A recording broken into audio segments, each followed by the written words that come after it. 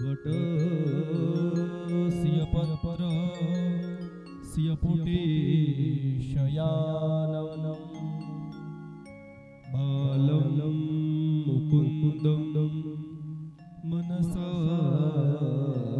स्मरामि।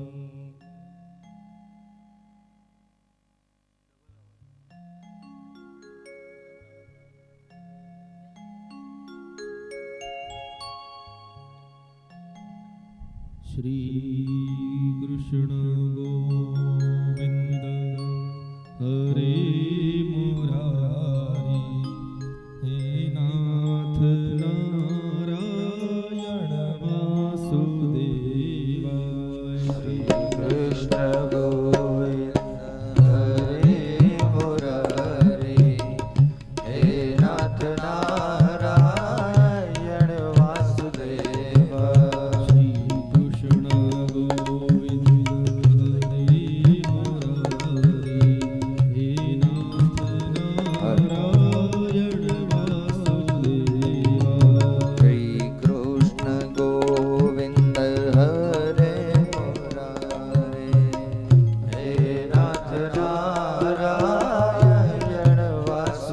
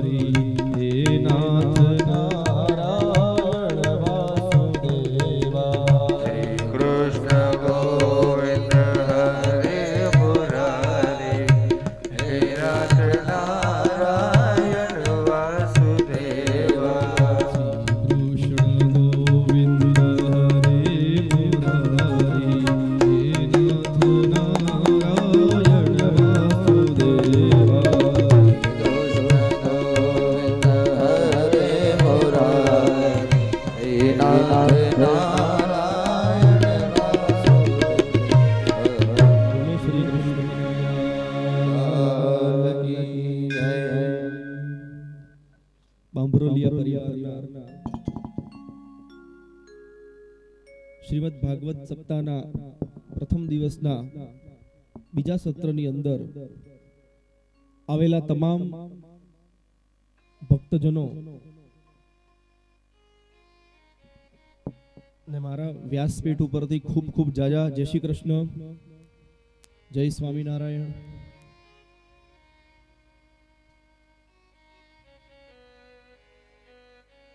પ્રથમ સત્રમાં ભક્તિ જ્ઞાન વૈરાગ્યની કથા આપણે સાંભળી. શ્રીમદ ભાગવત મહાત્મ્યનો બીજો ભાગ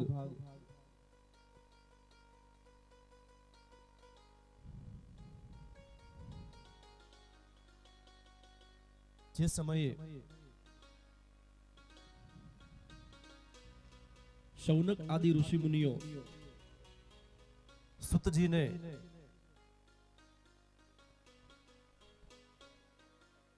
કૃષ્ણ કથા સંભળાવવાની વાત કરે છે.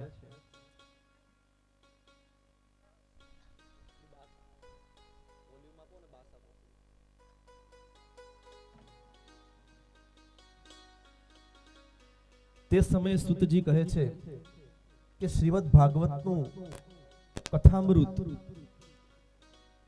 એટલું બધું દિવ્ય છે કે જે સમયે શુકદેવજી પરીક્ષિત રાજાને આ કથા સંભળાવતા હતા ત્યારે સ્વર્ગના દેવતાઓ અમૃત લઈને આવે છે અને એ અમૃત પરીક્ષિતને આપતા કહે છે કે હે પરીક્ષિત, તમે આ સ્વર્ગનું અમૃત પી લ્યો અને આ કથાનું અમૃત અમને આપો. તો પરીક્ષિત રાજા શુકદેવજીને એ બંનેના ફાયદા પૂછે છે. દેવતાઓ કહે છે કે તમે આ કથામૃત પી જશો એટલે અમર બની જશો, પછી તમારે ભાગવત કથા સાંભળવાની જરૂર પડશે નહીં. આવું પ્રલોભન સ્વર્ગના દેવતાઓ પરીક્ષિતને આપે છે. પરંતુ પરીક્ષિત મહારાજ વિરક્ત થઈ ગયા હતા. સંસારમાં કોઈ પણ પ્રકારની આસક્તિ એને રહી ન હતી. એટલે શુકદેવજીને પૂછે છે ત્યારે શુકદેવજી કહે છે કે તું સ્વર્ગનું અમૃત પીશ એટલે તારા પુણ્યનો ક્ષય થશે, તું અમર અવશ્ય બની જઈશ, પણ જો તારે મોક્ષ પ્રાપ્ત કરવો હશે તો એ કથા અમૃતથી જ પ્રાપ્ત થશે.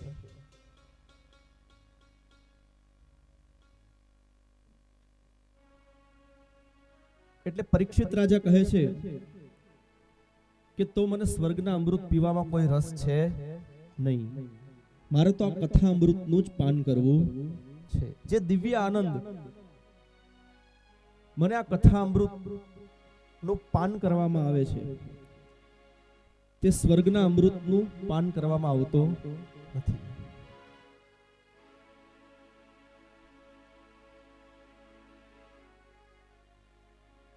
મહાત્મ્યની અંદર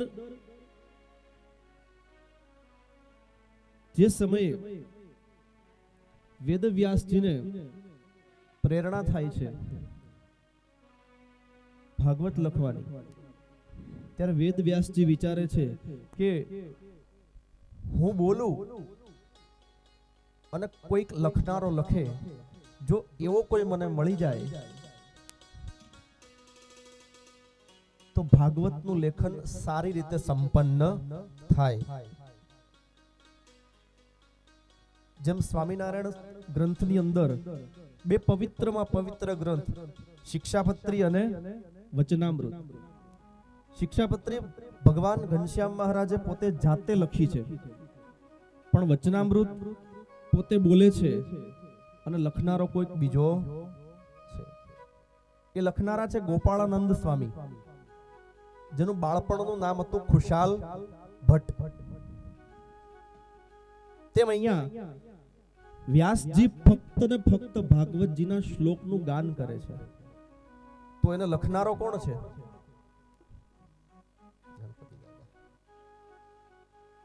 તો વ્યાસજીએ ગણપતિ દાદાનું ધ્યાન ધર્યું. તો આવો આપણે પણ ભગવાન ગણેશજીને યાદ કરીએ. પ્રથમ પેલા સમરીએ રે સ્વામી તમને સુંઢાળા. પ્રથમ પેલા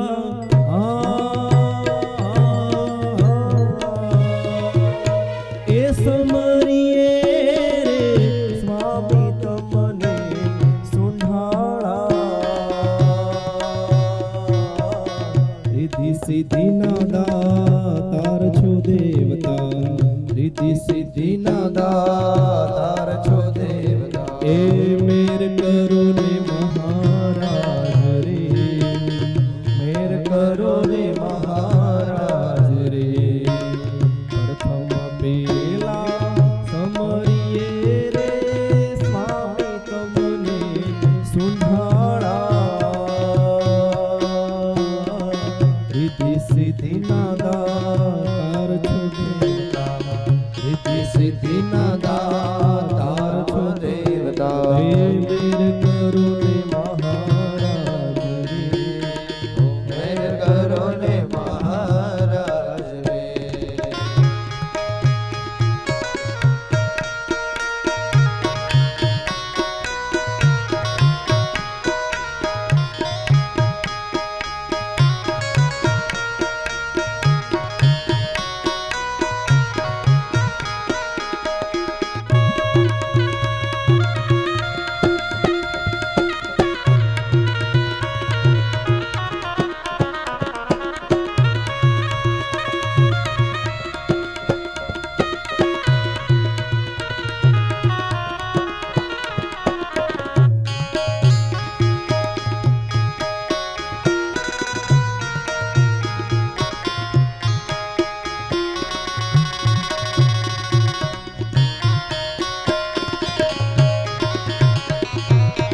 માતા રે કહીએ પાર્વતી રે સ્વામી તમને સુંઢાળા.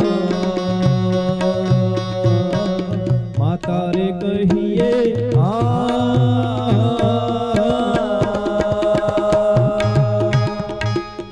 પાર્વતી રે સ્વામી તમને સુંઢાળા. પિતા શંકર દેવ દેવતા, પિતા શંકર દેવ દેવતા.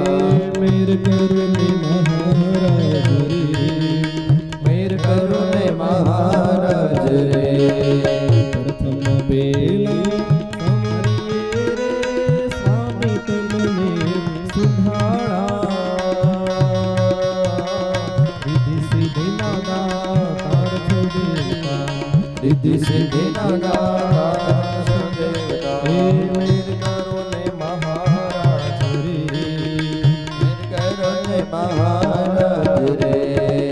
ગૌરી તમારા પુત્રને મધુરા સમરે મોર, દિવસે સમરે વેપારી વાણિયા, અને રાત્રે સમરે ચોર. ગૌરી તમારા પુત્રને મધુરા સમરે મોર, દિવસે સમરે વેપારી વાણિયા, અને રાત્રે સમરે ચોર. ચોરે ચોરી કરવા નીકળે ને એ પેલા ગણપતિ દાદાનું નામ લઈને નીકળે હો. એ ગણપતિ દાદા, ક્યાંક કોઈનું બાયણું ખુલ્લું રહી ગયું હોય, બારીઓ ખુલ્લી રહી ગઈ હોય, બધાય શાંતિથી હુઈ ગયા હોય, અને અમે અમારું કામ શાંતિથી કરી શકીએ, તો દાદો એનાય કામ કરે હો. ઉપડી જાય છે ને આખે આખા એટીએમ. ગણેશજીનું ધ્યાન ધર્યું વ્યાસજીએ. ગણપતિ દાદા પ્રગટ થયા. ગણેશજી કહે છે કે હે વેદવ્યાસજી, હું લખું ખરા, પણ હું એક મિનિટ પણ નવરો બેસીશ નહીં. તમારે સતત બોલવું પડશે, અને હું સતત લખતો રહીશ. એટલે વેદવ્યાસજી મૂંઝાણા. પણ વેદવ્યાસજી વચ્ચે વચ્ચે એક કૂટ પ્રશ્ન એવો ગણેશજીને આપે ને, કારણ કે નિત્ય કર્મ સંધ્યા કરવાનો સમય પણ જોઈએ ને વચ્ચે. તો વેદવ્યાસજી વચ્ચે એવો એક કૂટ પ્રશ્ન ગણેશજીને આપે તો ગણેશજીએ ઉકેલવામાં સમય લગાડે, એ દરમિયાન દોડી અને વ્યાસજી સંધ્યા નિત્યકર્મ બધું કરી નાખે.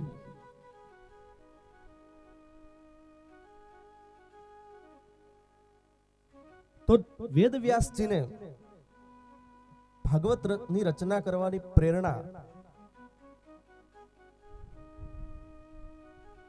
એ કોણે કરી એની કથા આપણે પ્રથમ સ્કંદમાં જોઈશું. અત્યારે અહીંયા મહાત્મ્યની અંદર ગણેશજીનું પ્રાગટ્ય થાય, પછી વ્યાસજી એની સ્તુતિ કરે છે અને ત્યારબાદ સૂતજી આટલી કથા અહીંયા અટકાવે છે અને મહાત્મ્યની જે મુખ્ય કથા છે એ સંભળાવે છે કે હે ઋષિમુનિઓ, ભાગવત આપણા મૃત્યુ થયા પછી આપણા છોકરા આપણી પાછળ બેસાડશે એવો કોઈ મોહ રાખશો નહીં, એટલે જીવતા જ ભાગવત વાંચી લેવું. તો સૂતજી ને શૌનક આદિ ઋષિમુનિઓ પ્રશ્ન કરે છે કે તો શું આ ભાગવત છે એ જીવતા તો મોક્ષ આપે, તો મર્યા પછી પણ આપે ખરા? તો સૂતજી કહે છે કે હા. તો કે એમ નહીં, કોઈક એવું દ્રષ્ટાંત દો, કોઈ એવો પ્રમાણ આપો. એટલે સૂતજી કહે છે, તો સાંભળો. અત્ર તે કીર્તયિષ્યામ ઇતિહાસં પુરાતનમ યસ્ય શ્રવણ માત્રેણ પાપહાનિ પ્રજાયતે તુંગભદ્રા તટે પૂર્વમ ભૂત્પન્નમ મુક્તમમ યત્ર વર્ણઃ સ્વધર્મેણ સત્ય સત્કર્મ તત્પરા આત્મદેવઃ પુરે તસ્મિન સર્વવેદ વિશારદ શ્રૌતસ્માર્તેષુ નિષ્ણાતો દ્વિતીય ઇવ ભાસ્કર. દક્ષિણ ભારતની અંદર તુંગભદ્રા નદીના કિનારે આત્મદેવ નામનો એક બ્રાહ્મણ રહેતો હતો. ખૂબ પવિત્ર, ઈશ્વરનું ભજન કરવા વાળો, ઈશ્વર ઉપર વિશ્વાસ કરવા વાળો, દાન પુણ્ય કરવા વાળો, સ્વધર્મ તત્પરા, જે પોતાના ધર્મની અંદર તત્પર રહેતો હતો. પણ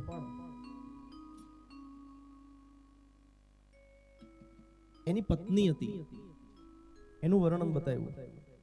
ભિક્ષુકો વિતવા લોકે તત્પ્રિયા ધુંધુલી સ્મૃતા સ્વવાક્ય સ્થપિકા નિત્યમ સુંદરી સુકુલો. તેને એક પત્ની હતી, એનું નામ હતું ધુંધુલી. આત્મદેવ બ્રાહ્મણની આ પત્ની ધુંધલી કેવી હતી? લોકવાર્તારતા ક્રૂરા પ્રાયશો બહુજલ્પિકા શુરાચ ગૃહકૃત્યેષુ કૃપણા કલહ પ્રિયા. લોકવાર્તારતા કે જે લોકોની પારકી પંચાત કરવામાં જેનો પહેલો નંબર આવતો હતો, અતિશય દુષ્ટ જેનો સ્વભાવ છે,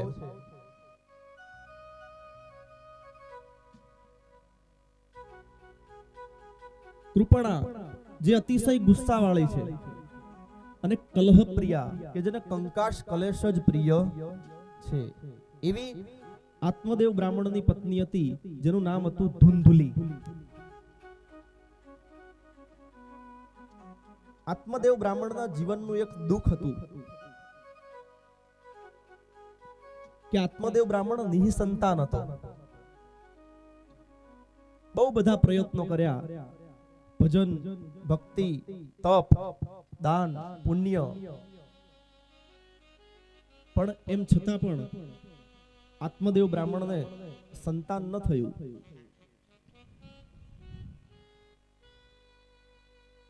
એટલે એક દિવસ આ આત્મદેવ બ્રાહ્મણ પોતાના ઘરનો ત્યાગ કરી અને વનની અંદર જતો રહે છે. વનમાં જાય છે, પોતાનો દેહ ત્યાગ કરવાનો વિચાર કરી અને નીકળેલો આત્મદેવ નામનો બ્રાહ્મણ એક નદીના કિનારે એક સંત મહાત્માને બેસેલા જોયા.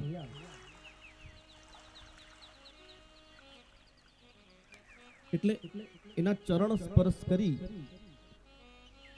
આત્મદેવ બ્રાહ્મણ એને કહે છે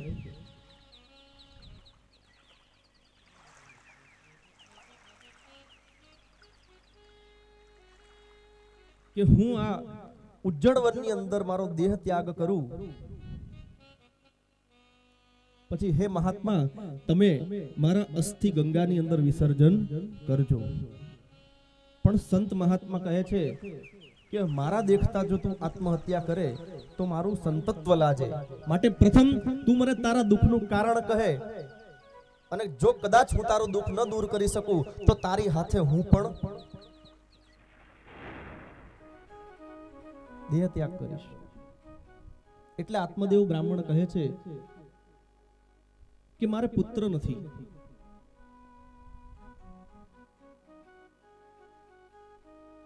જીવનમાં બધું જ સુખ છે પણ મારે પુત્ર થયો નહીં, એટલે હવે મને આ જીવન નીરસ લાગે છે.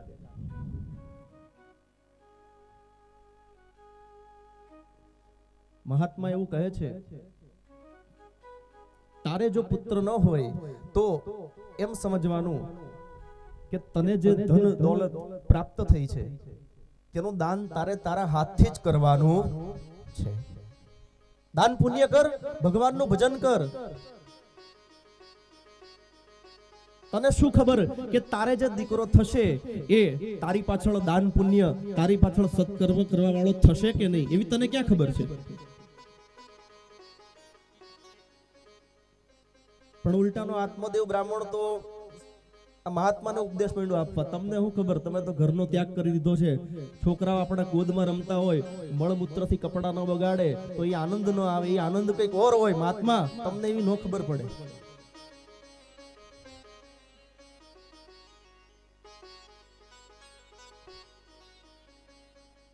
અને આપણી એક આ મેન્ટાલિટી છે કે દુનિયા ચાંદ સુધી પહોંચી, પણ એક આ મેન્ટાલિટી કોઈ દિવસ જવાની નથી કે એક દીકરો હોવો જોઈએ. આ ક્યારેય નહીં જાય.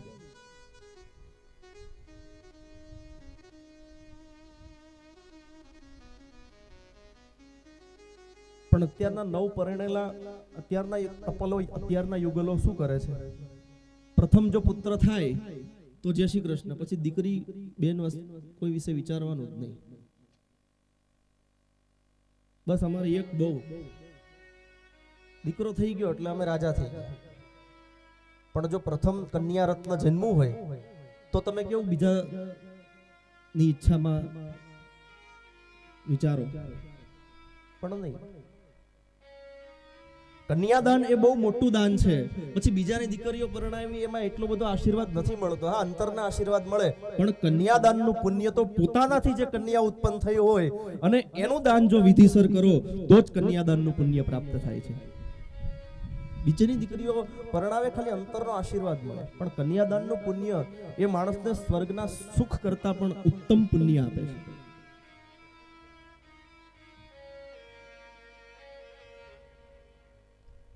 એટલે મહાત્મા એવું કહે છે કે તમે પુત્રની ઈચ્છા છોડી અને તપ કરો, ઈશ્વરને રાજી કરો, અને તમને ભગવાને ધન ધાન્ય દીધું છે તો એનો સત્કાર્યમાં ઉપયોગ કરો.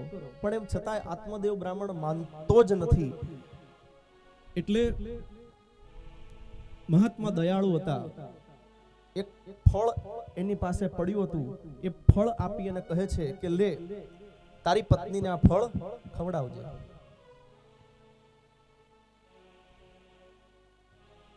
આત્મદેવ બ્રાહ્મણ ખુશ થઈ અને ઘરે આવે છે. એની પત્નીના હાથમાં ફળ મૂકી અને કહે છે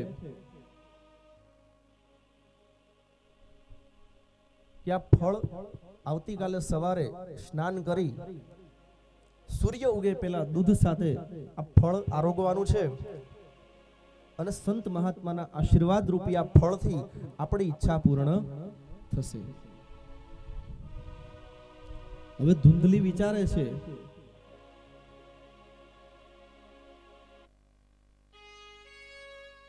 કે હું આ ફળ ખાઈશ, હું ગર્ભવતી થઈશ, ક્યાંય જવાશે નહીં, પારકી પંચાત થશે નહીં, ખારું ખાટું ખવાશે નહીં, એ બધા દુઃખ સહન કરવા.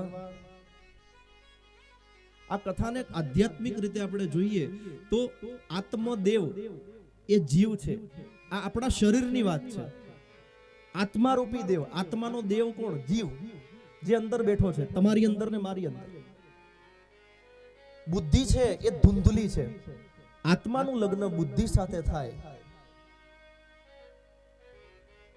પણ જો ખરાબ બુદ્ધિ હોય તો ક્યારે વિવેક રૂપી પુત્ર જન્મતો નથી.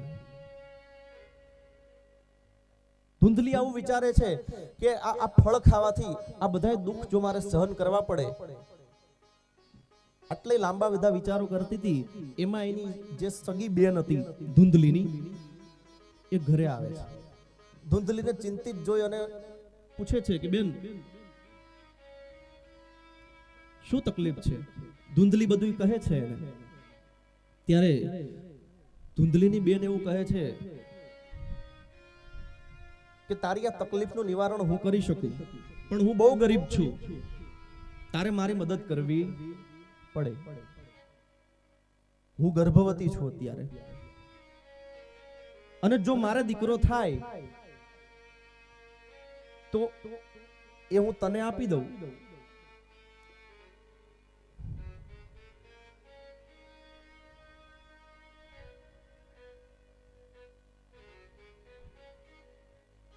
એના બદલામાં તારે મને ઘણું ધન આપવું પડશે.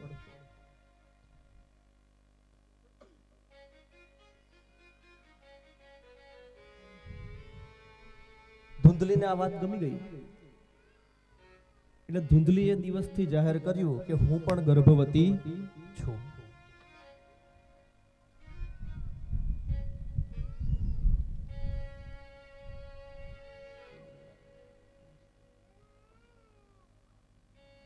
ધુંધલી એવું જાહેર કર્યું કે હું પણ ગર્ભવતી છું,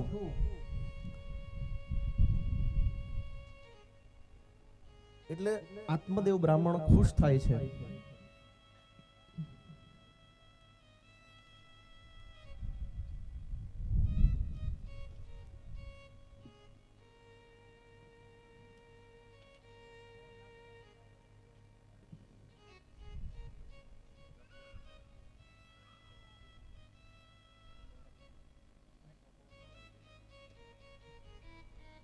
સમય જતા ધુંધલી અને એની બેન બંને આવો સોદો કર્યો. એટલે ધુંધલી એવું કહે છે કે બેન, તો આપણે આ ફળનું શું કરીશું જે પેલા સાધુએ આપ્યું છે? તો એક કામ કરને, આપણા આંગણે ગાય બાંધી છે ને, તમારા તો એવા કેવા પાપ છે કે તારે તો પુત્ર થતો નથી, પણ આંગણે જે ગાય બાંધી છે એ ગાયને કાંઈ કોઈ દિવસ ગર્ભ રહેતો નથી. તમે આંગણાની અંદર બીજ વાવો છો તો એને છોડ કે ફળ લાગતા નથી. તો એક કામ કરને, આપણે આ સંતના આશીર્વાદનું પારખું કરીએ, આ ફળ ગાયને ખવડાવી દે.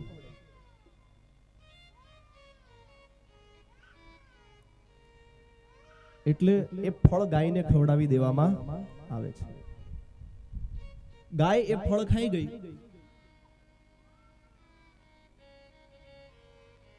સમય જતા ધુંધલીની બેનને એક દીકરાનો જન્મ થાય છે. કોઈને ખબર ન પડે એવી રીતે ધુંધલીની બેને ધુંધલી પાસે દીકરાને પહોંચતો કરી દીધો. અને એના થોડા સમય પછી ગાયે પણ એક દીકરાને જન્મ આપ્યો. આખું શરીર પુરુષ જેવું હતું, પણ એના જે કાન હતા એ ગાયના કાન જેવા હતા, એટલે એનું નામ ગૌકર્ણ રાખવામાં આવ્યું. બોલીએ શ્રી ગૌકર્ણ મહારાજ કી જય.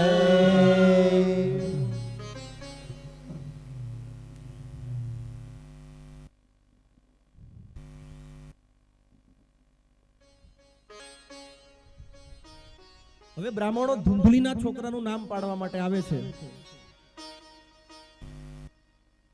બ્રાહ્મણો ધુંધલીના છોકરાનું નામ પાડવા આવ્યા એટલે ધુંધલી કે બ્રાહ્મણો તમે મારા છોકરાનું નામ નહીં પાડો, મારા છોકરાનું નામ હું પાડીશ. તો કે તમે પાડો. તો કે મારું નામ શું છે? તો કે ધુંધલી. જો મારું નામ ધુંધલી તો આ મારા છોકરાનું નામ ધુંધુકારી.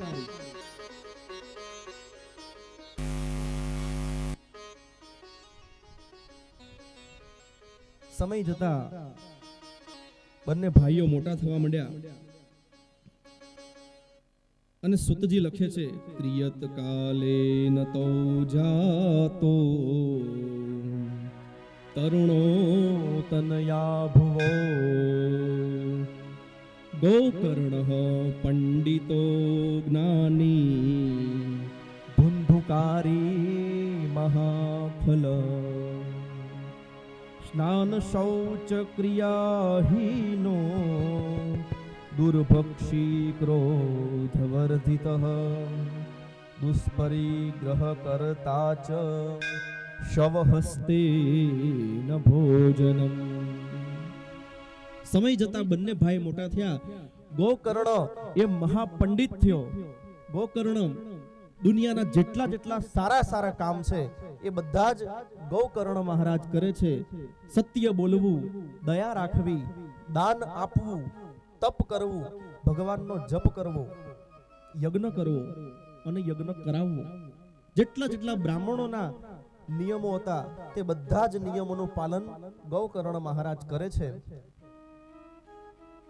અને એક બ્રાહ્મણને શરમાવે એવા જેટલા જેટલા ખરાબ કામ છે એ બધા કોણ કરે છે? ધુંધુકારી.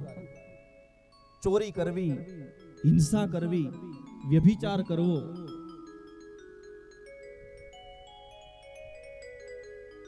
આ જોયું ને એટલે આત્મદેવ બ્રાહ્મણના કાળજા ઉપર આમ ગરમ તેલ રેડાય ને એટલી એને વેદના થવા લાગી.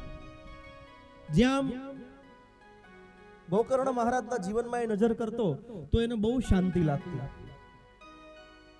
પણ જ્યાં એ ધુંધુકારીના જીવન તરફ નજર કરે છે ત્યાં એ દુખી થઈ અને રડ્યા સિવાય એની પાસે કોઈ અવસર જ નહોતો.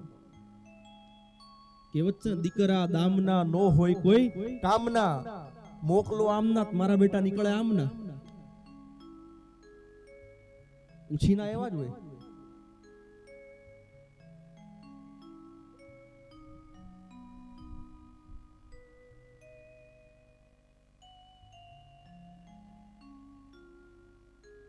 આત્મદેવ બ્રાહ્મણ ગોકર્ણ મહારાજ પાસે આવીને રડે છે ત્યારે ગોકર્ણ એમને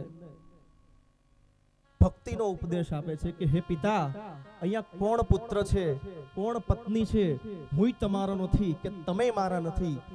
આપણો બાપ તો માત્ર ને માત્ર એક નારાયણ પરમાત્મા જ છે. માટે આ બધું છોડી જંગલની અંદર જઈ અને એનું તપ કરો, આ બધી જંજાળમાંથી છૂટી જાઓ. આત્મદેવ બ્રાહ્મણ આ સાંભળ્યો એટલે વિરક્ત થઈ ગયા. બધું જ છોડી જંગલની અંદર જઈ અને ભગવાનના તપની અંદર લીન થયા. આત્મદેવ બ્રાહ્મણનું પાત્ર અહીંયા પૂરું થઈ ગયું. હવે ધુંધુકારી જે હતો એ એની માતાને દરરોજ મારે છે, ધુંધલીને. બધા જ ધન પૈસા ઘરમાંથી પડાવવા લાગ્યો. આ બધું જોવે છે એટલે ગોકર્ણ મહારાજ જાત્રાએ જતા રહ્યા. સંત હોય ને એને ક્લેશ નથી ગમતો. મહાભારતની અંદર પણ આવશે પ્રથમ સ્કંદમાં કે જ્યારે કૌરવોનું પાંડવોનું યુદ્ધ થવાનું હતું ત્યારે એમાં જે સાધુ સ્વભાવ જેવા હતા વિદુરજી એ પણ જાત્રાએ જતા રહેશે.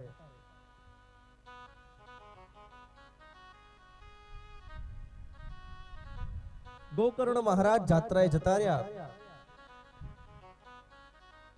હવે ધુંધુકારીને મોકળું મેદાન મળી ગયું. એની માને દરરોજ મારે છે, ધન પૈસા પડાવે છે અને ન કરવાના બધા જ કામ કરવા માંડ્યો. અને એના ત્રાસથી એક દિવસ ધુંધુલીએ કૂવાની અંદર પડી અને આત્મહત્યા કરી લીધી.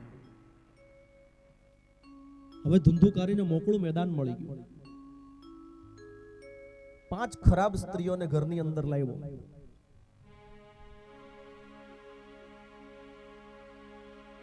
આ 5 ખરાબ સ્ત્રીઓના નામ કીધા: રસ, રૂપ, શબ્દ, સ્પર્શ અને ગંધ. રસે રૂપે ચ ગંધે ચ શબ્દે સ્પર્શે ચ યોગી. આ તો એક સ્ત્રીનો નિભાવ કરવો હોય તોય બહુ મહેનત કરવી પડે. તો આ 5 સ્ત્રીઓ છે અને એમાંય પાછી એકેય સારી નહીં. એટલે ધુંધુકારીએ એક દિવસ રાજાને ત્યાં ચોરી કરી. પુષ્કળ એવું ઝવેરાત આ 5 સ્ત્રીઓને લાવીને આપ્યું.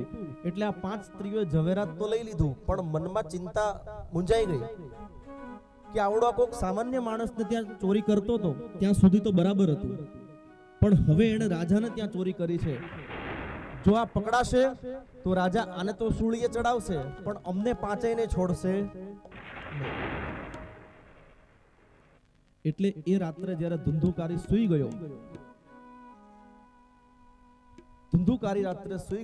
ત્યારે 5 સ્ત્રીઓએ તલવાર જેવા મોટા હથિયારથી ધુંધુકારીનું ગળું ચીરી નાખ્યું. પણ અતિશય પાપ હતા એટલે ધુંધુકારી ભયંકર ચીસો નાખે છે, પણ એનો જીવ જતો નથી.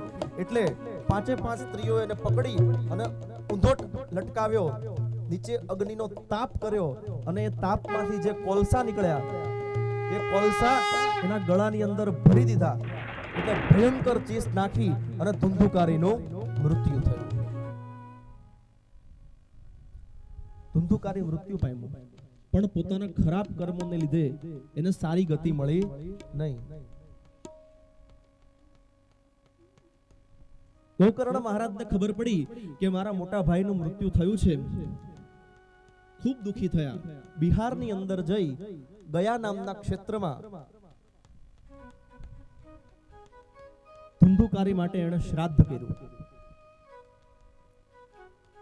એટલે અહીંયા શૌનકાદી ઋષિ મુનિઓ સૂતજીને અટકાવે છે કે આ ગયાજી શું છે?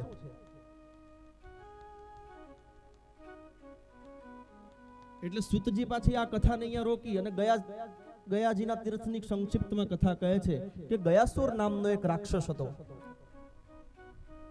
આ રાક્ષસ દેવતાઓને બહુ જ ત્રાસ આપતો હતો. એટલે બ્રહ્માજીએ એક દિવસ આ રાક્ષસને 100 વર્ષ સુધી યજ્ઞ કરવા માટે એનું શરીર માંગ્યું. યજ્ઞ કરવા શરીર આપ્યું. એટલે ગયાસુરની છાતી ઉપર બ્રહ્માજીએ 100 વર્ષ સુધી યજ્ઞ કર્યો. યજ્ઞ પૂરો થયો એટલે પાછો ગયાસુર ઊભો થવા ગયો. એટલે બ્રહ્માજીને પાછી બીક લાગી. એટલે બ્રહ્માજીએ ભગવાન નારાયણને યાદ કર્યા. એટલે નારાયણ પ્રગટ થઈ અને ગયાસુરની છાતી ઉપર આમ જોરદાર પગ મૂક્યો. એટલે ગયાસુર મૃત્યુના શરણે થયો. પણ જતા જતા એણે ભગવાન પાસે વરદાન માંગ્યું કે પ્રભુ, તમારા દ્વારા મને મુક્તિ થાય છે, એટલે મને વરદાન આપો કે આ ધરતી ઉપર આવી અને જે કોઈ પોતાના પિતૃના નામથી પિંડ મૂકે તો તમે એનો ઉદ્ધાર કરજો. એટલે ભગવાને વરદાન આપ્યું. બિહારની અંદર ગયાજી નામનું ક્ષેત્ર છે, એ મોક્ષ આપનારું ધામ છે. ત્યાં જઈ અને ગોકર્ણ મહારાજે ધુંધુકારી પાછળ શ્રાદ્ધ કર્યું. ઘરે આવ્યા. એ રાત્રિએ પોતાની ઝૂંપડીની બહાર દર્ભના આસન ઉપર ગોકર્ણ મહારાજ બેઠા છે અને અચાનક દક્ષિણ દિશામાંથી કોઈના ભયંકર રડવાનો અવાજ સંભળાયો. ગોકર્ણ મહારાજ એ દિશામાં ગાયત્રી મંત્ર બોલી અને આમ જળનો છંટકાવ કરે છે. ત્યાં એણે ધુંધુકારીનું પ્રેત જોયું. ભૂત થઈને ફરે છે. ધુંધુકારી કહે છે કે અરે ભાઈ, ગોકર્ણ મહારાજ કહે છે કે અરે ભાઈ, તમારી આ દશા? તમે પ્રેત યોનિમાં છો? તો કે હા, કોઈ એવું ખરાબ કર્મ બાકી નહીં હોય ભાઈ કે મેં નથી કર્યું, એટલે મને આ પ્રેત યોની. અલે પણ મેં તમારા માટે ગયાજીની અંદર શ્રાદ્ધ કર્યું છે. તો કે આવું એક નહીં, આવા તમે 100 શ્રાદ્ધ ગયાજીમાં કરશો ને તોય મારી મુક્તિ થશે નહીં.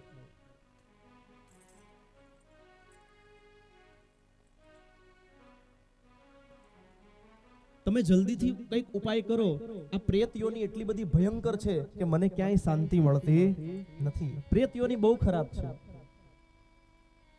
પ્રેત અને પિતૃ આ બે અલગ અલગ વિભાગ છે. પિતૃ કોઈ દિવસ કોઈને નડતા નથી.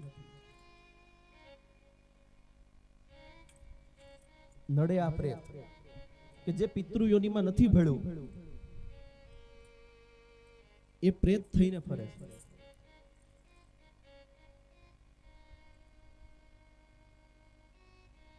ગોકર્ણ મહારાજ કહે છે કે હું આવતીકાલે સંધ્યા કરીશ ત્યારે સૂર્ય ભગવાનને પૂછીશ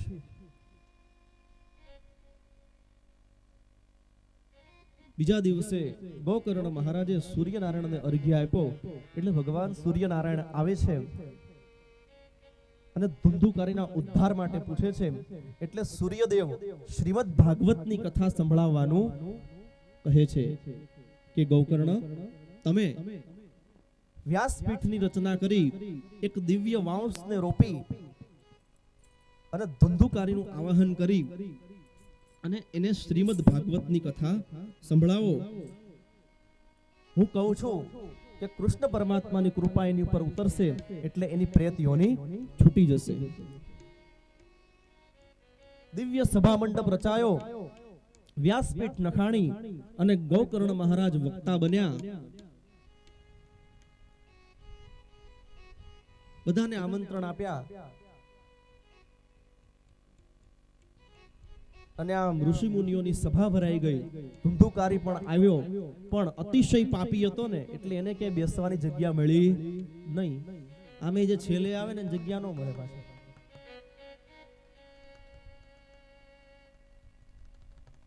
સત્યનારાયણની કથા હોય ને એમાં 3 વાગ્યાનો ટાઈમ દીધો હોય. કોઈ 4 વાગે આવે, કોઈ 4:30 આવે, કોઈ 5 વાગે આવે.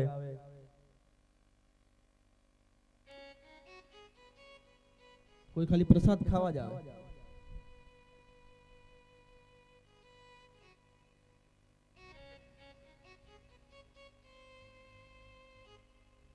એટલે ધુંધુકારીને ક્યાંય બેસવા જગ્યા ન મળી એટલે જે વાંસ રોપ્યા હતા ને વાંસ, એ વાંસની અંદર ભરાઈ ગયો.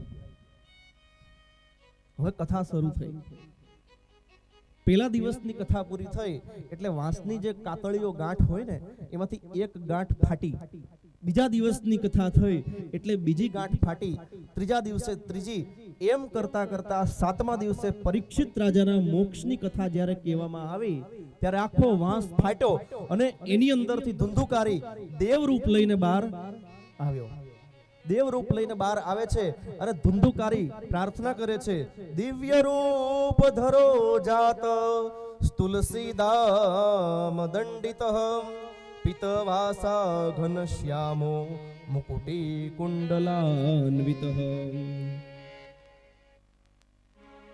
નનામ ભ્રાતરમ સદ્યો ગોકર્ણમિતિ ચાબ્રવિતમ તવાયાહમ મોચિતો બંધો કૃપયા પ્રેત કશ્મલા. ધન્ય છે ભાઈ તમને કે તમે મારા ઉદ્ધાર માટે આ કથા કરી. એમ કરી અને ધુંધુકારી વ્યાસપીઠની ભાગવતની પ્રદક્ષિણા મંડ્યો કરવા અને કહે છે કે ધન્યા ભાગવતી વાર્તા પ્રેત પીડા વિનાશિની સપ્તાહોપી તથા ધન્ય કૃષ્ણલોક ફલપ્રદઃ. ધન્ય છે ભાગવતની આ કથા કે જેણે મારી પ્રેતની પીડાનો નાશ કર્યો. દેવરૂપ લઈને ધુંધુકારી બહાર આવે છે અને કહે છે કે જે કોઈ આ કૃષ્ણ કથા પ્રેમથી સાંભળે છે તેનું પ્રેતપણું ધોવાઈ જશે. થોડીક વારમાં ધુંધુકારીને વિમાન લેવા માટે આવ્યું.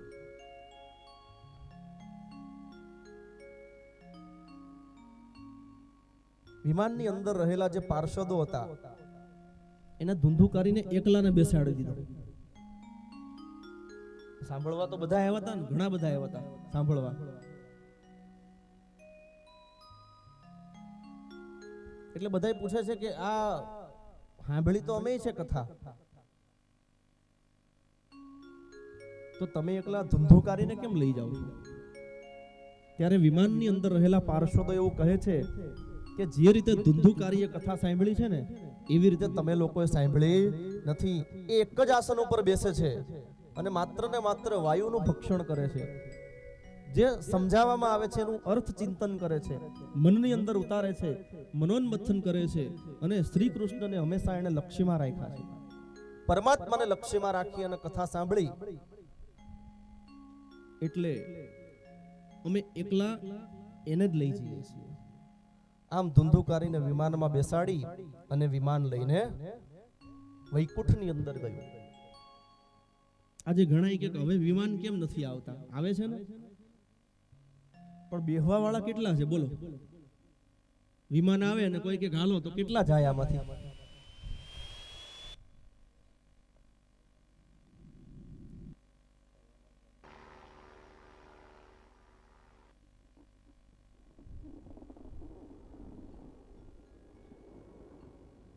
ફરી શ્રાવણ મહિનો આવ્યો એટલે એવું કહેવાય છે કે ગૌકર્ણ મહારાજે બીજી વાર ભગવાનની કથા કરી અને આ વખતે એના સભા મંડપની અંદર ભગવાન નારાયણનું પ્રાગટ્ય થયું. બોલીએ શ્રી નારાયણ ભગવાન કી જય. ગૌકર્ણ મહારાજને ભગવાન ભેટ્યા અને અમર ભક્તિનું વરદાન આપી અને ત્યાંથી અંતર્ધ્યાન થઈ ગયા. અહીંયા શ્રીમદ ભાગવતનું મહાત્મ્ય એના અંતમાં વક્તા અને શ્રોતાના લક્ષણો બતાવ્યા છે કે વક્તા કેવો હોવો જોઈએ અને શ્રોતા કેવા હોવા જોઈએ.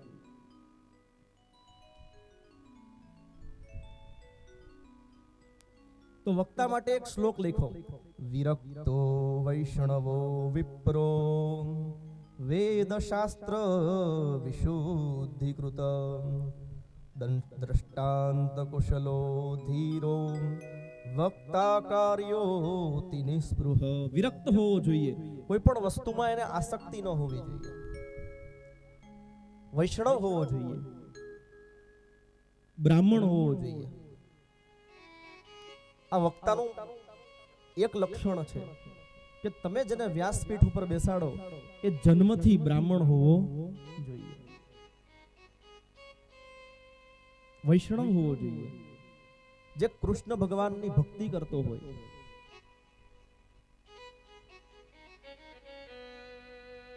ધીર અને ગંભીર હોવો જોઈએ. તમને એક નહીં તો અનેક દ્રષ્ટાંત આપી અને કથા સમજાવે એવો હોવો જોઈએ.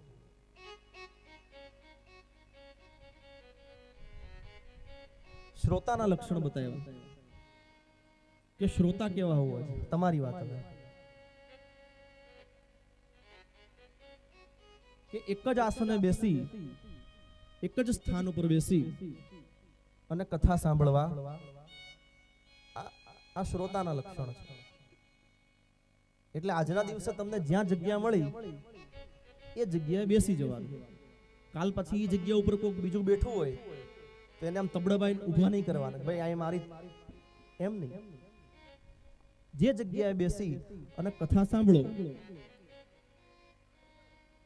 ચાલુ કથા દરમિયાન એવું કહ્યું છે કે કોઈના પહેરવેશ ન જોવા, કોઈએ કેવા વસ્ત્રો ધારણ કર્યા છે, કોઈએ કેવા ઘરેણા પહેરેલા છે, આ બધું ન જોવું.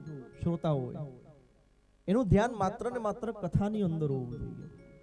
ચાલુ કથા દરમિયાન ખાવા પીવાની મનાઈ છે. ભગવાનનો જીભથી નહીં તો માનસિક જપ ચાલુ હોવો જોઈએ. અને જે કથા થાય એને મનની અંદર ઉતારવી, આ શ્રોતાઓનું મુખ્ય લક્ષણ છે. તો હે શૌનકાદી ઋષિમુનિઓ, જે આ શ્રીમદ ભાગવતના મહાત્મ્યની કથા સાંભળે છે તેના વંશની અંદર કોઈ પણ જાતના પ્રેતના ઉપદ્રવ નહીં થાય અને ભગવાન શ્રી કૃષ્ણની ભક્તિ પ્રાપ્ત થશે. ઇતિ શ્રી પદ્મ પુરાણે ઉત્તરખંડે શ્રીમદ ભાગવત મહાત્મ્ય શ્રવણ વિધિ કથનામઃ ષષ્ઠો અધ્યાયઃ. બોલો શ્રી કૃષ્ણ કનૈયા કી જય.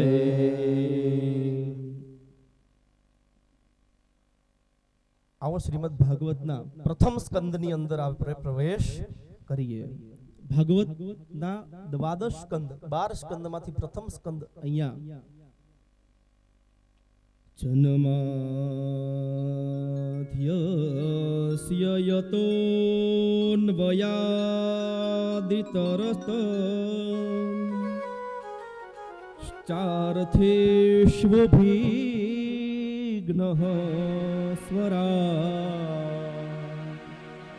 તેને બ્રહ્મરદાય આદિકવયે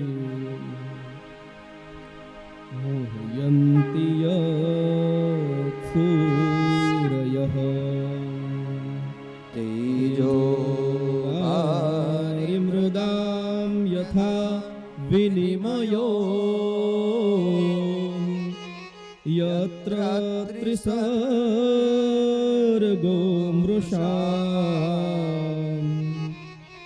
धाम्ना स्वेन सदा निरस्तकुहकं सत्यं परं धीमहि सत्यं परं धीमहि सत्यं परं धीमहि.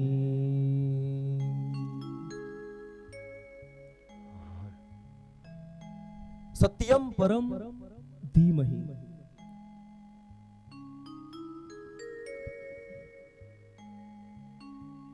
અહીંયા શુકદેવજીએ આ શ્લોકની અંદર કોઈ એક ભગવાનનું નામ લીધું નથી. સત્યની વાત કરી છે. કોની? સત્યમ પરમ ધીમહિ, કે સત્યથી ઊંચું કઈ છે નહીં.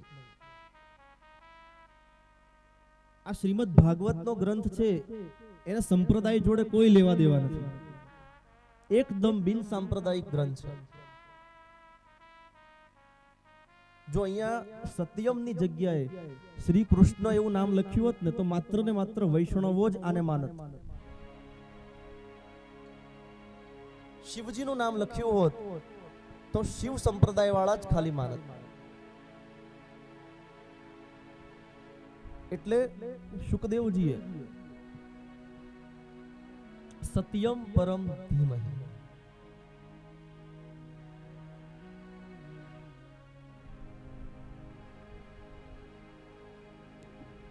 સત્ય પરમાત્મા મંગલ છે. મંગલમ ભગવાન વિષ્ણોર મંગલમ ગરુડધ્વજ મંગલમ પુંડરીકાક્ષો મંગલાયતનો હરિ. પરમાત્મા મંગલમય છે કે જેનું આચરણ મંગલ, એનું જીવન મંગળ.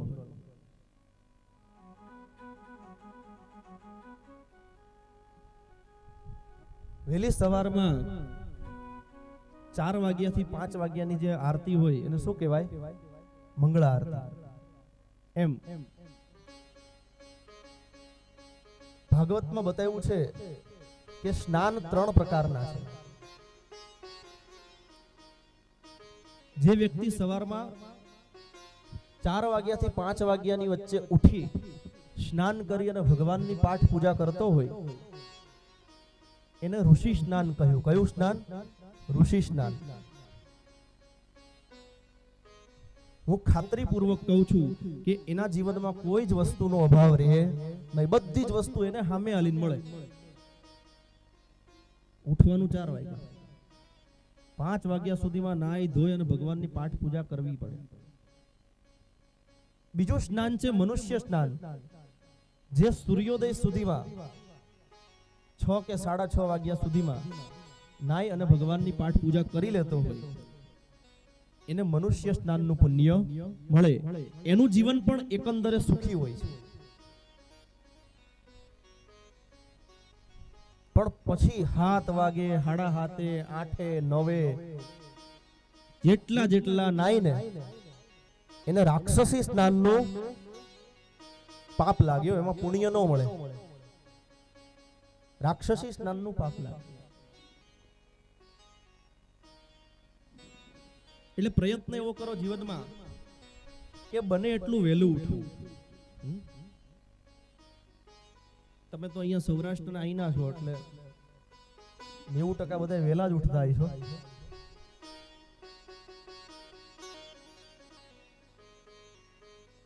બાકી અમારા અમદાવાદમાં કોકને ત્યાં રાંદલ હોય, સવારમાં વિસર્જન કરવાની હોય, ફ્લેટમાંથી 5 બાયું ન મળે નાયેલી. પરાયણ ઓલા બેન ને કેવું પડે, કાલ 5 જણાને કહેજો 6 વાગ્યા નાઈ લે. માંડવી ખેંચવા માટે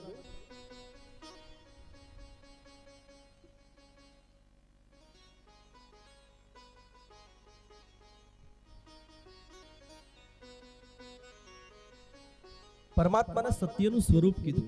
સત્યમ પરમ ધીમહિ. એટલું કહી અને વ્યાસજીએ ભગવાન નારાયણના 24 અવતારનું વર્ણન કર્યું છે અહીંયા. કે પ્રથમ અવતાર બ્રહ્માજીના 4 માનસ પુત્રો સનત કુમારના થયા. બીજો અવતાર વરાહ થયો. ત્રીજો અવતાર નારદજીનો હતો. ચોથો અવતાર ભગવાન નર અને નારાયણનો હતો. પાંચમો અવતાર કપિલ ભગવાનનો હતો. છઠ્ઠો અવતાર દત્તાત્રેય ભગવાનનો હતો. સાતમો અવતાર યજ્ઞ પુરુષનો હતો. આઠમો અવતાર ઋષભદેવજી. પછીનો 9મો અવતાર પૃથુરાજા. 10મો અવતાર મત્સ્ય નારાયણ. 11મો અવતાર કુર્મ નારાયણ. 12મો અવતાર ધન્વંતરી ભગવાન, જે અમૃતનો કુંભ લઈને નીકળાતા અને એ જ અમૃત પીવડાવવા માટે ભગવાને 13મો અવતાર મોહિનીનો અવતાર લીધો. પછી હિરણ્યકશ્યપનો વધ કરવા માટે નરસિંહ અવતાર 14મો. 15મો ભગવાન વામન અવતાર લે છે. 16મો પરશુરામ ભગવાનનો અવતાર ધારણ કરે છે. પછી 17મો અવતાર કે જેમણે ભાગવત લખ્યું એવા વેદ વ્યાસજીનો ધારણ કરે છે. 18મો અવતાર ભગવાન મર્યાદા પુરુષોત્તમ શ્રી રામચંદ્ર. 19મો અવતાર બલભદ્ર, જેને બળરામ પણ આપણે કહીએ છીએ. 20મો અવતાર પૂર્ણ પુરુષોત્તમ ભગવાન શ્રી કૃષ્ણનો. 21મો અવતાર ભગવાન બુદ્ધનો. 22મો અવતાર ધર્મનો. 23મો અવતાર મનુ ભગવાન અને 24મો હજી થવાનો છે કલ્કી નારાયણ ભગવાન. 24 અવતારનું વર્ણન વ્યાસજીએ કર્યું. હવે સુતજી શૌનકજીને આદિ ઋષિ મુનિઓને કહે છે.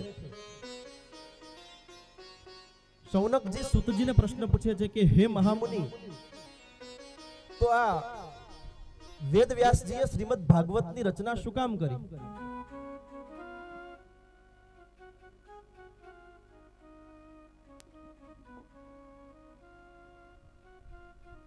એટલે સુતજી જવાબ આપતા કહે છે કે વેદ વ્યાસજીએ 4 વેદ 18 પુરાણ બધું જ લખી નાખ્યું, પણ છતાંય વેદ વ્યાસજીના મનને શાંતિ નથી. મન એનું ઉચ્ચાટ માર્યા રાખે છે. એટલે આ ઉચ્ચાટને દૂર કરવા માટે બ્રહ્માજી નારદજીને પ્રેરણા કરે છે. નારદજી વેદ વ્યાસજી પાસે આવે છે અને વેદ વ્યાસજી નારદજીનું સ્વાગત કરે છે, આસન આપે છે અને વેદ વ્યાસજી પોતાની મૂંઝવણ એ નારદજીને કહે છે કે મેં આટલા બધા પુરાણો લખ્યા, પણ છતાંય હજી મને કંઈક અધૂરું લાગે છે. ત્યારે નારદજી કહે છે કે તમે બધું જ લખ્યું છે. પ્રવૃત્તિ ધર્મ, નિવૃત્તિ ધર્મ, દરેક પ્રકારના ધર્મ વિશે લખ્યું. મહાભારતની અંદર પણ જ્ઞાન માર્ગ લખ્યો, કર્મ માર્ગ લખ્યો, યોગ માર્ગ લખ્યો, પણ કોઈ પણ જગ્યાએ પ્રેમ માર્ગની વાત કરી નથી. કે જ્યાં સુધી શ્રી કૃષ્ણની કથા, જ્યાં શ્રી કૃષ્ણની પ્રેમ કથા જ્યાં સુધી ન લખવામાં આવે ત્યાં સુધી તમને જીવનમાં બધું અધૂરું લાગશે. આ સાંભળી અને વ્યાસજીને શાંતિ થાય છે. નારદજીનો ખૂબ ખૂબ ઉપકાર માને છે. એટલે નારદજી કહે છે કે હે મુનિ, હે વેદ વ્યાસજી, જ્યાં સુધી પરમાત્માની પ્રાપ્તિ ન થાય, પરમાત્માની પ્રેમની કથા ન સાંભળવામાં આવે, પ્રેમની કથા ન લખવામાં આવે, ત્યાં સુધી બધું જ અધૂરું છે. હું તમને મારી જ વાત કરું તો નારદજી પોતાના પૂર્વજન્મની કથા કહે છે કે પૂર્વજન્મમાં હું એક ગામની અંદર એક ગરીબ મા બાપનો દીકરો હતો.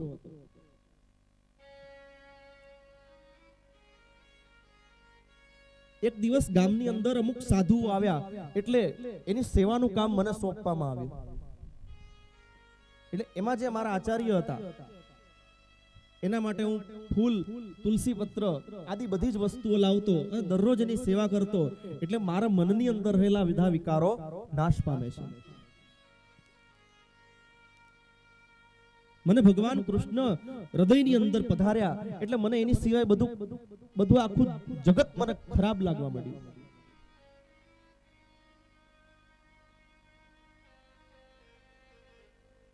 સાધુ મહારાજને આચાર્યને થયું કે આ છોકરો કંઈક દિવ્ય છે, એટલે મને એમણે ગુરુ દીક્ષા આપી અને હું એમના એઠા વાસણો સાફ કરું, એ જે પતરાળામાં જમ્યા હોય એનો હું પ્રસાદ લઉં, એટલે મારો અંતરાત્મા શુદ્ધ થઈ ગયો. પણ અમુક સમય થયો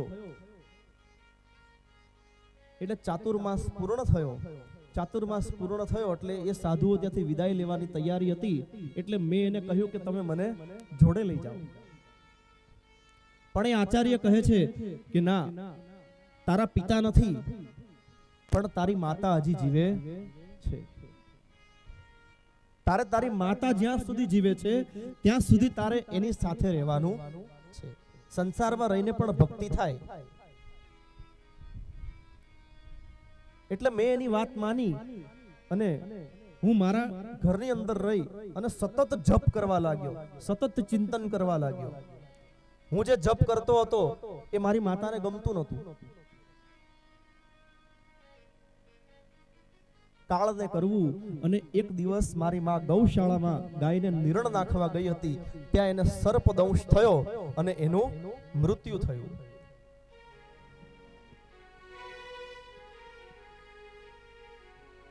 કર્મની ગતિ ન્યારી છે એવું માની અને મેં મારા ઘરની અંદર રહેલું બધું જ એની પાછળ વાપરી નાખ્યું અને હું ઘર છોડીને નીકળી ગયો. જંગલની અંદર જઈ એક પગે ઊભા રહી અને હું ભગવાન કૃષ્ણનું સતત ચિંતન કરવા લાગ્યો. તો આવું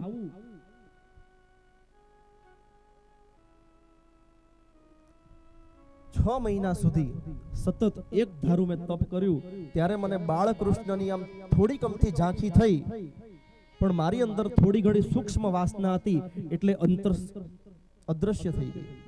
ભગવાનનું મને સહેજ એવું રૂપ જોવા મળ્યું, ત્યાં હું ગાંડો થઈ ગયો આ રૂપને જોઈ.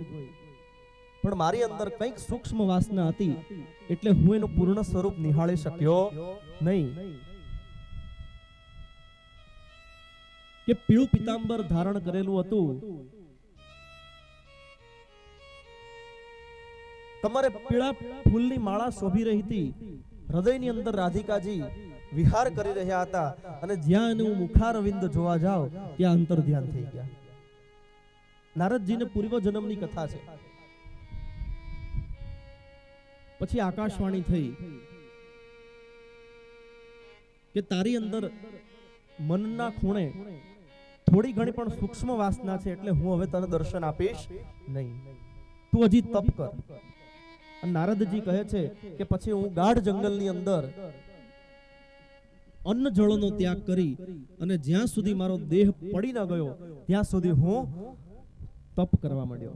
તપ કરતા કરતા મારું મૃત્યુ થાય છે. અને બીજા જન્મમાં જ્યારે બ્રહ્માજીએ પૃથ્વીની રચના કરી ત્યારે મને એના માનસ પુત્રમાંથી નારદજી તરીકે પ્રગટ થયો. બોલીએ શ્રી નારદ નારાયણ ભગવાન. ભગવાને હવે મને અવિચળ ભક્તિ આપી. ત્યારે વ્યાસજી એને પૂછે છે કે તો તમને ભગવાને પ્રસાદીમાં શું આપ્યું? તો કે પ્રસાદીમાં તંબુરો આપ્યો ભગવાને મને. હવે હું સતત ભગવાનના દર્શન કરું છું, હવે મને કોઈ રોકવા વાળું નથી. જ્યારે ઈચ્છું ત્યારે મને વૈકુંઠની અંદર પ્રવેશનો અધિકાર છે.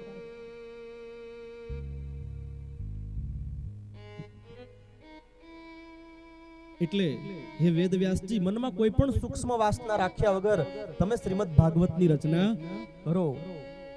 એટલે વેદવ્યાસજીએ સરસ્વતી નદીનું આચમન કરી, મન શાંત કરી, પ્રાણાયામ કરી, ગણપતિ દાદાની જે આપણે વંદના કરી હતી એટલે ગણપતિ દાદા પ્રગટ થયા અને બંને જણાએ મળી અને 12 ભાગ પાડ્યા, 12 સ્કંદ કર્યા, 18,000 શ્લોકની વ્યાસ ભગવાને રચના કરી. બોલીએ શ્રી ભાગવત ભગવાન કી જય. હવે રચયિતા આવ્યા, રચયિતા મળી ગયા, રચના થઈ ગઈ, તો સાંભળવા વાળો કોઈક જોઈએ ને. એક ચિંતામાંથી મુક્ત થયા વેદવ્યાસજી, ત્યાં બીજી ચિંતા આવી કે મેં આટલો દિવ્ય ગ્રંથ લખ્યો તો ખરા, પણ આને આટલા જ પ્રેમથી ગાશે કોણ? જેટલો પ્રેમથી લખ્યો છે એટલા પ્રેમથી જો કોઈ ગાવા વાળો નહીં મળે તો મારું આનું કોઈ મહત્વ છે નહીં. એટલે એણે ભગવાન શિવની આરાધના કરી અને શિવજીએ પ્રસન્ન થઈ અને એના જ જેવો પુત્ર જન્મ લેશે એવા આશીર્વાદ આપ્યા. એટલે વેદવ્યાસના પત્નીની અંદર ભગવાન શિવે શુકદેવજી રૂપે પ્રવેશ કર્યો. હવે જે આ શુકદેવજી હતા એને સંસારથી બીક લાગતી હતી, એટલે ભાગવત એવું કહે છે કે 12 વર્ષ સુધી શુકદેવજી માતાના ગર્ભની અંદર જ રહે છે, બહાર નથી આવતા. ભગવાન એના ગર્ભની અંદર એને પ્રેરણા કરે છે કે હું તને આશીર્વાદ આપું છું કે તને સંસારનો એક છાંટો પણ ક્યારે અડશે નહીં. એટલે સુખદેવજી મહારાજે જન્મ લીધો. બોલીએ શ્રી સુખદેવજી મહારાજ કી જય. જેવો જન્મ લીધો અને તરત જ વનની અંદર નીકળી ગયા. વ્યાસજી પાછળ દોડે છે કે હે પુત્ર તું રોકાઈ જા, મને છોડીને ન જા. પણ સુખદેવજી કોઈ જ જવાબ આપતા નથી. એની સામે સ્નાન કરતી સ્ત્રીઓ હોય છે, તો સ્ત્રીઓ પણ એવું જાણે છે કે આ સુખદેવજી એટલા બધા વિરક્ત છે કે એને સ્ત્રી અને પુરુષ એમાં કંઈ ભેદ જ નથી. સુખદેવજી સ્ત્રીઓ સ્નાન કરતી હતી ત્યાંથી સુખદેવજી પસાર થાય છે તો સ્ત્રીઓને કોઈ ફરક નથી પડતો. પણ જેવા વેદ વ્યાસજી નીકળ્યા એટલે સ્ત્રીઓએ પોતાના વસ્ત્રો ઢાંકી લીધા, કારણ કે સુખદેવજી વિરક્ત છે. એક દિવસ આકાશમાંથી મેનકા નામની અપ્સરા ઉતરી અને મેનકા નામની અપ્સરા સુખદેવજીના સૌંદર્ય ઉપર મોહિત થઈ ગઈ, એટલે એની પાસે જઈને બેસી ગઈ. સુખદેવજી તો વિરક્ત છે, આમ આકાશ સામું દ્રષ્ટિ કરી આખો સંસાર ઈશ્વર જેવો લાગે છે. મેનકા એની બાજુમાં બેસી અને પોતાના શરીરના દેહનું વર્ણન કરે છે કે 1000 કમળની સુવાસ મારા શરીરમાંથી આવે છે. એક વખત તું મારા સૌંદર્યની સામું જો.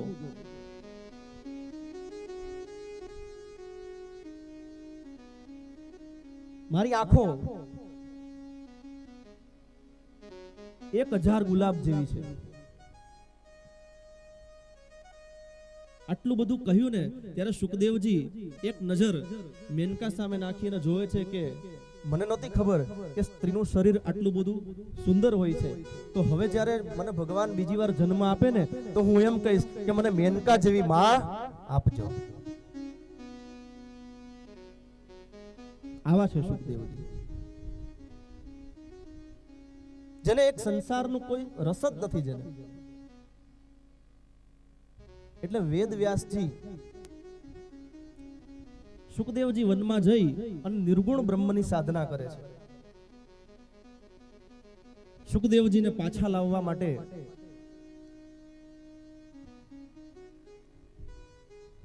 વેદ વ્યાસજીને ખબર પડી ગઈ કે મારા પુત્ર સિવાય આ ભાગવત કોઈ પ્રેમથી ગાઈ શકશે નહીં. એટલે વેદ વ્યાસજીએ પોતાના પુત્રને પાછો લાવવા માટે એક યુક્તિ કરી. દસમ સ્કંદના ભાગવતના દસમ સ્કંદના એક શ્લોક જેની અંદર ભગવાન કનૈયાનો શણગારનું વર્ણન છે, એ અડધો શ્લોક બે એના શિષ્યોને ભણાવ્યો કે પેલા અડધો શ્લોક ગાજો, તમે વનમાં જાઓ, ગાઢ જંગલમાં કોઈ જગ્યાએ સુખદેવજી ગુફાની અંદર બેઠા છે અને નિર્ગુણ બ્રહ્મની સાધના કરે છે, તમે આ શ્લોક ગાતા ગાતા જજો, અડધો ગાજો અને પાછા અટકી જાજો. એટલે વેદ વ્યાસજીના બે શિષ્યો જંગલની અંદર ફરે છે. કેવો છે એ દિવ્ય શ્લોક? બરહા પીડો નટવર વપો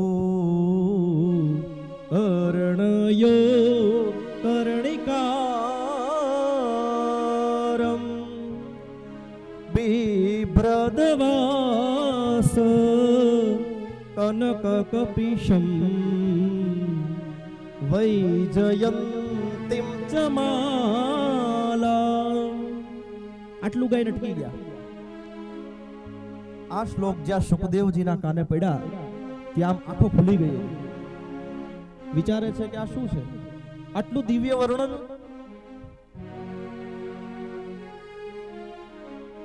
પણ સુખદેવજી વિચારે છે કે હું નિર્ગુણ બ્રહ્મની સાધના કરું છું, જે કાંઈ મારી પાસે માંગતા જ નથી. સગુણ બ્રહ્મ એટલે કે બાળકૃષ્ણની મૂર્તિ જે હોય એને સગુણ બ્રહ્મ કહેવાય. એને રોજ નવડાવવા પડે, વાઘા વસ્ત્રો પહેરાવા પડે, માખણ મિશ્રી ભરાવા પડે. ને કનૈયો માખણ મિશ્રી માંગશે તો હું આ ગાઢ જંગલમાં ક્યાં લેવા જઈશ?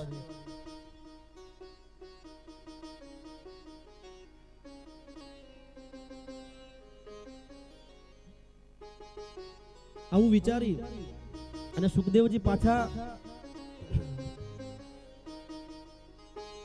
તપમાં લાગી ગયા. પેલા શિષ્યોએ બીજી વાર આ શ્લોક ગાયો અને હવે સુખદેવજી થી રહેવાનું નહીં. એને જે થાવું એ થાય, બહાર તો જો નીકળીને જો કોણ આટલું સુંદર મધુર ગાન કરે છે ભગવાનનું. બહાર આવ્યા એટલે બે શિષ્યો હતા કે આ શું છે, આ તમને કોણે શીખવાડ્યું? ત્યારે વેદ વ્યાસજીની આજ્ઞા પ્રમાણે આ શ્લોકનો બીજો આવાર રંધ્રાન વેણો રધર સુધયા પૂરયન ગોપવૃંદે વૃંદારણ્યમ સ્વપદરમણ પ્રાવિશ ગીત કીર્તિ પ્રાવિશદ ગીત કીર્તિ. સુખદેવજી નાચવા માંડ્યા. અનુવાદ આનો લખ્યો છે કે જે કનૈયો ગોપ બાળકો સાથે વૃંદાવનમાં પ્રવેશ કરી રહ્યો છે, તેમણે મસ્તક ઉપર મુંગટ ધારણ કર્યો છે, ગળાની અંદર વૈજયંતી માળા પહેરેલી છે, કાનમાં કરેણના પીળા પુષ્પ લટકે છે, શરીર ઉપર પીળું પીતાંબર ઓઢેલું છે, શ્રેષ્ઠ નટરાજ જેવો એનો વેશ છે. વાસળીના છિદ્રોને તેઓ પોતાના અધરામૃતથી ભરી રહ્યા છે. પાછળ પાછળ ગોવાળિયાઓ જય જયકાર કરે છે. એવા શ્રી વૃંદાવનથી શ્રી કૃષ્ણ શોભી રહ્યા.